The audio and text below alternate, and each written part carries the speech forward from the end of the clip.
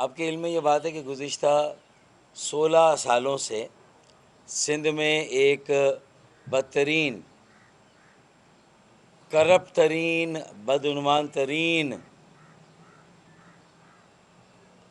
حکومت اور حکمرانی کا سلسلہ جاری اور ساری ہے گزشتہ 16 سالوں سے. اور ہر آنے والے دن یہ جو جسے کہتے ہیں کہ بدترین حکمرانی، بیڈ گورننس، پھر بدعنوانی اور بد انتظامی اور نااہلی، مطلب میرے خیال میں سارے اگلے پچھلے سارے ریکارڈ موجودہ صوبائی حکومت نے اپنے ہی کئی ریکارڈ توڑے ہیں نا اس معاملے میں، کہ شفافیت نہیں، بدعنوانی کا دور دورہ، کرپشن عروج پر. اور پھر دیکھیں کسی بھی طبقے کو اگر تباہ اور برباد کرنا ہے تو ایک چنگیز خان کا فارمولہ تھا کہ جب بغداد پر قبضہ ہوا تھا تو انہوں نے سب سے پہلے وہاں کے کتب خانے، وہاں کی لائبریریاں اور وہاں کی درس گاہوں کو کھلم کھلا نظر آتش کر دیا تھا، اور تدریسی اداروں، درس و تدریس کے اداروں کو تہس نہس کر دیا، بلڈوز کر دیا، اور اس طرح وہاں کے شہریوں کو اپنا غلام بنا لیا اور بغداد کو اپنی کالونی ڈکلیئر کر دیا. میرے خیال میں حکومت سندھ بھی اسی فارمولے پر جو ہے وہ کاربند ہے. اور 70 کی دہائی میں یہ کوٹا سسٹم آیا تھا، اور اس کوٹا سسٹم سے جو سندھ کے شہری علاقوں کے ساتھ ناانصافی مسلسل ہو رہی ہے آج بھی. کراچی، حیدرآباد، سکر بالخصوص، اور خاص الخاص جو کراچی کے نوجوانوں کے ساتھ، طلبہ اور طالبات کے ساتھ، تو کوٹا سسٹم کی چکی میں تو انہیں بری طرح سے پیسا جا رہا ہے. یہ تو چل رہا ہے سلسلہ، 1973 سے یہ سلسلہ چلا، 72-73 سے چل رہا ہے. اور اس کے نتیجے میں اگر میرے اندرون سندھ کے بھائیوں کو، ان کے نظام تعلیم کو، ان کے معیار تعلیم کو، اعلیٰ تعلیم کے حصول کو، بنیادی پرائمری تعلیم کی فراہمی کو اگر پورے سندھ میں بہتر بنا دیا ہوتا تو ہم کہتے ہیں چلے ہماری یہ قربانی رائے گا نہیں گئی، کسی کام آئی. اور ہمارے اندرون سندھ کے جو بیٹے بیٹیاں ہیں، طالب علم ہیں، نوجوان ہیں، انہیں امپاور کیا گیا، انہیں بااختیار بنایا گیا جائز طریقے سے، میرٹ کی بنیاد پر، ان کے معیار تعلیم کو بہتر بنا کر، انہیں اچھی تعلیم دے کر، ان کے لیے اچھے اساتذہ کا انتظام کر کے. لیکن افسوس، صد افسوس، شہری سندھ کے طلباء طالبات نوجوانوں کا بھی بیڑا غرق کیا، اور دیہی سندھ کے طلباء طالبات نوجوانوں اور میرے بیٹے بیٹیوں کو ان کے بھی ہاتھ کچھ نہیں آیا. جو لوگ طاقتور تھے وہ اور طاقتور ہو گئے، وڈیرے جاگیردار، جو اسی تقسیم کرو اور حکومت کرو کی پالیسی پر کاربند ہے، لڑاؤ اور حکومت کرو. اب اس سے ان کا ابھی دل بھرا نہیں، اس سے پیٹ نہیں بھرا، تو اب انہوں نے خاص طور پر کراچی کے جو امتحانی بورڈ ہیں انہیں اور ان کے ذریعے سے ہمارے تعلیمی معیار اور تعلیمی نظام کو تباہ اور برباد کرنے کا حتمی فیصلہ کر لیا. اور گزشتہ چند سالوں سے یا انٹرمیڈیٹ بورڈ سال اول یا سال دوم کے، تو آپ دیکھیں وہاں پر جس طرح کراچی کے طالب علموں کے ساتھ ظلم اور بربریت کا ایک نہ ختم ہونے والا سلسلہ شروع کیا گیا، ایک ناانصافی، اور ان کے مستقبل کو جس طرح تاریک کیا جا رہا ہے. تعلیم حاصل کرنے کے لیے کوٹا سسٹم کے بعد اب کراچی کے تعلیمی بورڈز کے ذریعے سے دروازے بند کیے جا رہے ہیں. معیار تعلیم اور نظام تعلیم کا بیڑا غرق کیا جا رہا ہے، اور ایسا منفی مقابلہ سیٹ کیا گیا ہے کہ جتنے کراچی کے میٹرک بورڈ ہو یا انٹرمیڈیٹ بورڈ، ان کے نتائج کی جو شرح ہے، پرسنٹیج ہے، اسے کم کیا جا رہا ہے. تو میرے اندرون سندھ کے تعلیمی بورڈز میرپور خاص، سکھر، لاڑکانہ، نواب شاہ، وہاں کے تعلیمی بورڈز کے نتائج کی شرح اور پرسنٹیج کو زبردستی اور زیادہ بڑھایا جا رہا ہے، تاکہ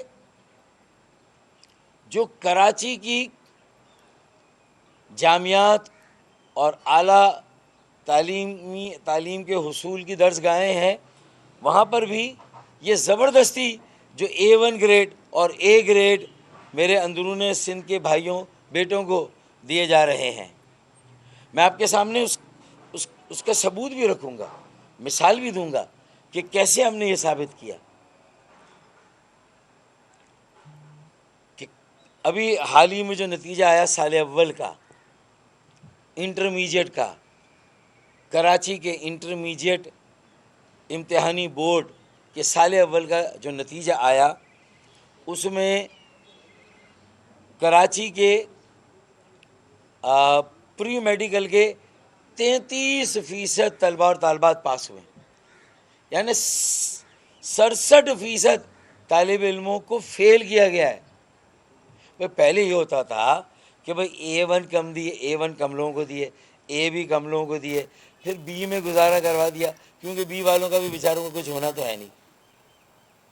پھر C والوں کی لائن لگا دی کہ بھائی نااہلی ہے. لیکن بغض دیکھیں آپ، نفرت کا لیول دیکھیں، تعصب کا لیول دیکھیں کہ 67% کو فیل کرنے میں ہی عافیت ہے، کیونکہ اب یہ 67% ریپیٹ کریں گے سارے پرچے، اس سے آمدنی ہوگی. اور جن کی پرسنٹیج خراب آئی اور جو فیل ہوئے، وہ بیچارہ ایک ایک بچے کے والدین اسکروٹینی کی فیس جمع کرائیں گے. آمدنی کے نئے سے نئے ذرائع پیدا کیے جا رہے ہیں.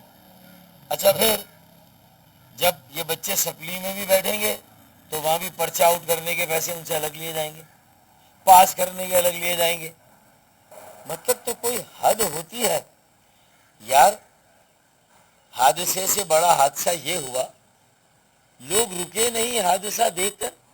یعنی مجھے تشویش ہے، اتنی فکر ہے اپنے بچوں کے مستقبل کی، اور ان بچوں کو جن کو زبردستی A1 گریڈ دیے گئے، مجھے ان کے مستقبل کی بھی، کہ وہ دنیا میں کیا کریں گے. لاڑکانہ کے بورڈ سے اگر A1 گریڈ حاصل کرنے والوں 15% بچے جو پاس ہوئے، ان میں سے 15، اچھا رزلٹ کیا ہے، 80%.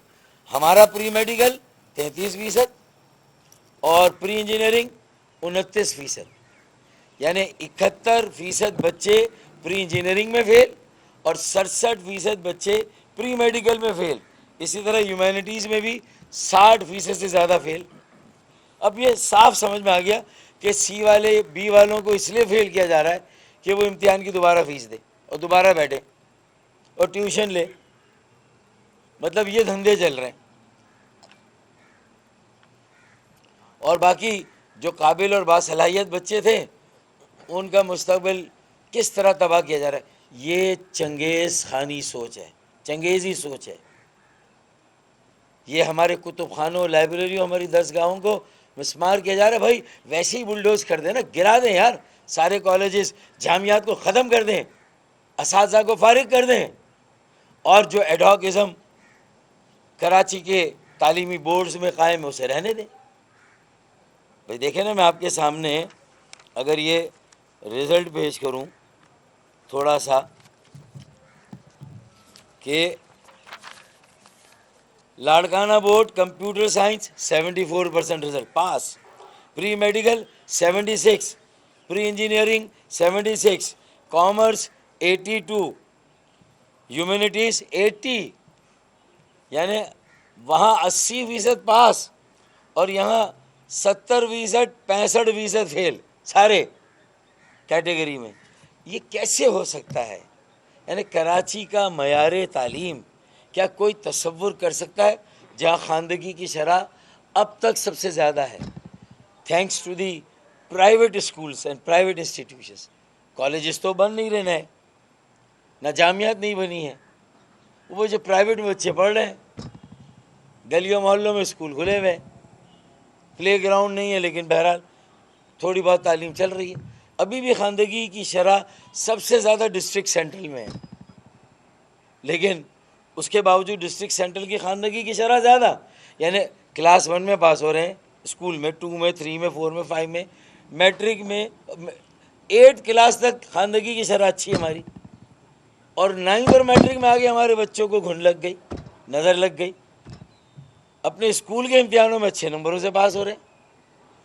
हाँ, अब अगर ये कराची के बच्चे फेल होंगे तो दोबारा फ़ीस देंगे, स्क्रूटिनी की फ़ीस देंगे, या फिर अब ये भी मजबूर होकर अपनी रजिस्ट्रेशन मीरपुर ख़ास, सक्खर, लाड़काना और नवाबशाह बोर्ड से कराएं, और ज़ियाउद्दीन बोर्ड एक नया बना उससे कराएं।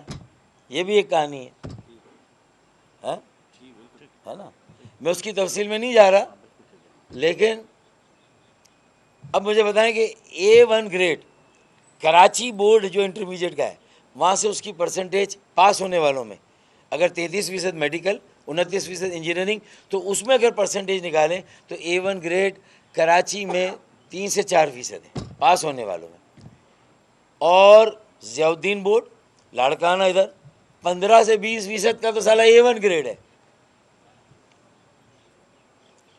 मतलब बांटे जा रहे हैं नंबर।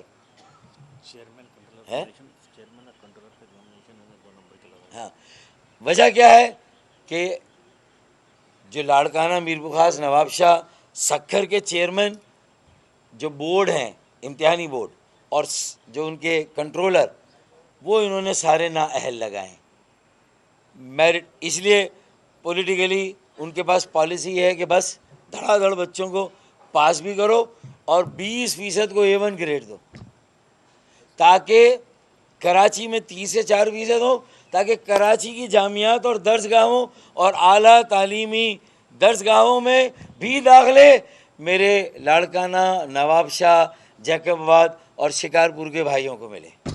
अच्छा, अब इससे कोई उनके लिए आप कोई अच्छा थोड़ी कर रहे हैं, उन्हें बेसाखी का सहारा, पहले कोटा सिस्टम की बेसाखी पर उनको रखा, और अब ये इम्तिहानी बोर्ड ने एक बेसाखी और दे दी।